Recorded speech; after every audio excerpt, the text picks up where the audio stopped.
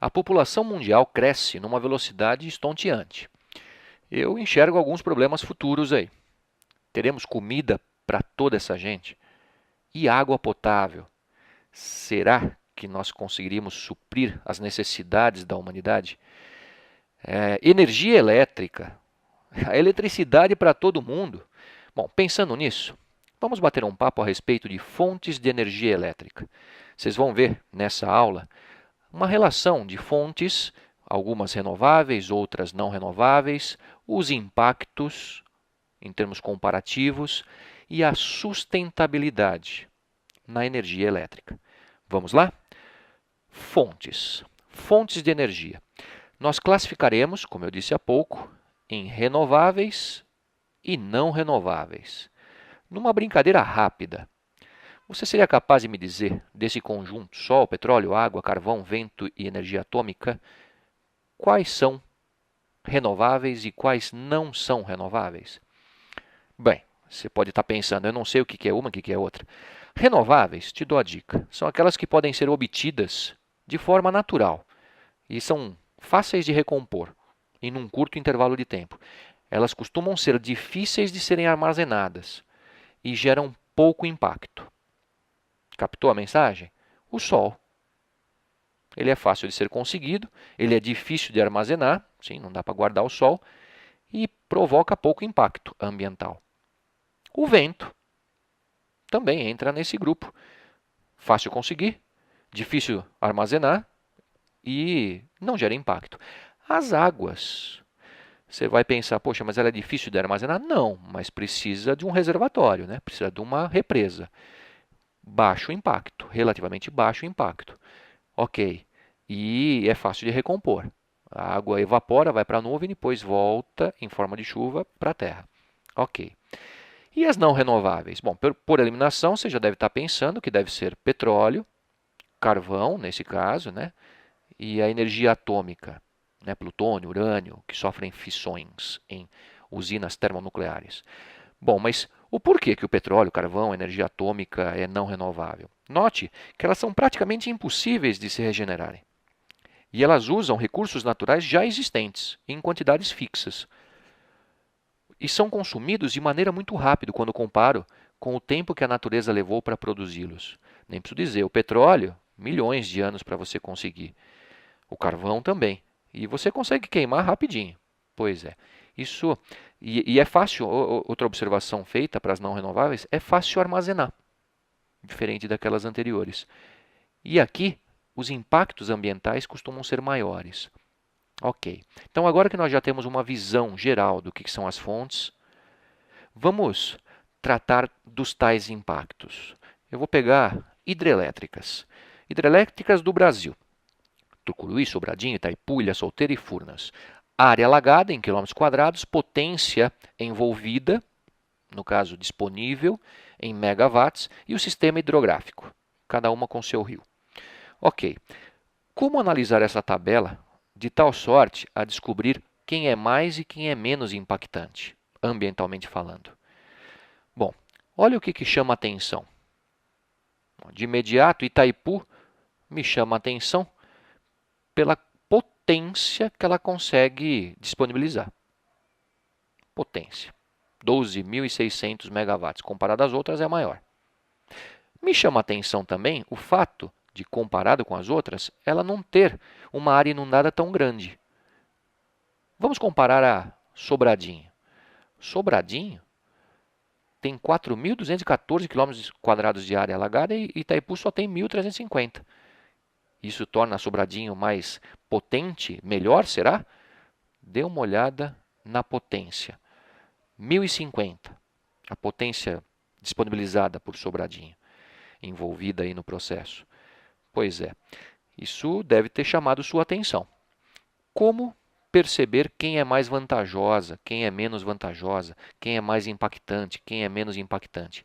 Uma forma é você pegar a área em quilômetros quadrados, por exemplo, e dividir pela potência instalada lá em megawatts. A potência disponível até. Olha, se essa relação der um número grande, Isso não é bom em termos de impactos ambientais. Por quê? Porque eu vou ter muita área alagada e pouca potência. É o caso comparado Sobradinho. Se esse número der um número pequeno, quilômetros quadrados por megawatt, isso é interessante em termos de impacto. É pouco impactante. E o exemplar aqui na minha conversa é Itaipu. O exemplo é, olha lá, ela tem poucos quilômetros quadrados de área alagada comparada a Sobradinho e oferece muita energia, muita potência, 12.600 megawatts de potência. Bem, então você já consegue analisar o que é mais e o que é menos interessante em termos de instalações hidrelétricas. Vamos agora para um caso de termonuclear. A termonuclear, ela, você bem sabe, consegue via movimento a eletricidade. Agora, olha o que chama a atenção: os impactos. Além do lixo atômico que você acaba tendo devido à fissão do urânio ou plutônio, e que tem meia-vida longa, então precisa ser guardado com cuidado, há um outro impacto que o Enem tratou numa de suas questões. Eu peguei um pedaço da questão aqui. Ela trata do chamado impacto de poluição térmica. O que ele quer dizer? O que o Enem quis dizer com isso? Essa água que está no rio ou num braço de mar, que não vai ter mistura com a água que está lá dentro da termonuclear, tá? Mas ela vai trocar calor com essa água da termonuclear. A água quente vira vapor lá dentro da termonuclear, esse vapor vai ter que voltar a ser água para ser rebombeado. Como é que ele consegue resfriar? Trocando o calor com a água desse riozinho aqui, ó. A água do riozinho entra por essa bomba, troca calor, rouba calor da água que está bastante quente, do vapor da água que está lá dentro da usina, e acaba escapando. A água que entrou do rio acaba escapando mais quente do que entrou. Legal. E aí?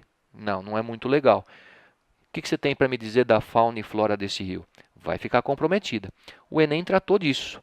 Então, esse processo de refrigeração não vai tornar essa água contaminada. A água do rio não vai ficar contaminada, não vai ficar radioativa. Existe um isolamento, mas há um impacto.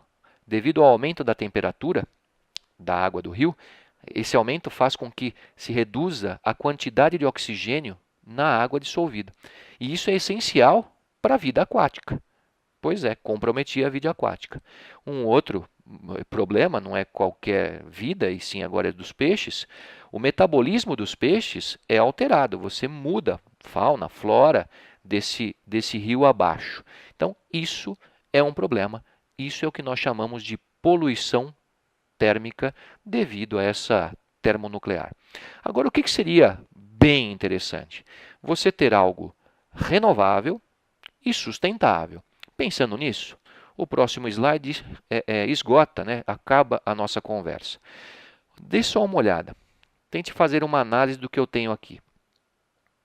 Estou vendo. Eólico, hidro, água, sol, painéis fotovoltaicos e a biomassa, a matéria orgânica que pode ser usada para conseguir energia elétrica. Tá. Se eu tivesse que colocar aqui uma medalha em alguém que é renovável e sustentável, os medalhistas aqui, os primeiros lugares iriam para vento e sol. Note que não há impacto praticamente e é renovável, está lá, é sustentável. Alguém pode pensar no impacto, sei lá, alguns pássaros aqui próximos podem sofrer devido a esses grandes geradores eólicos, mas isso é de baixo impacto. Mais ou menos impacto, né? um pouquinho impactante, nós teríamos a biomassa e a hidrelétrica. Qual é o impacto da biomassa? É que para você conseguir energia elétrica dessa matéria orgânica, você vai precisar queimar essa matéria orgânica. Então acaba poluindo um pouquinho.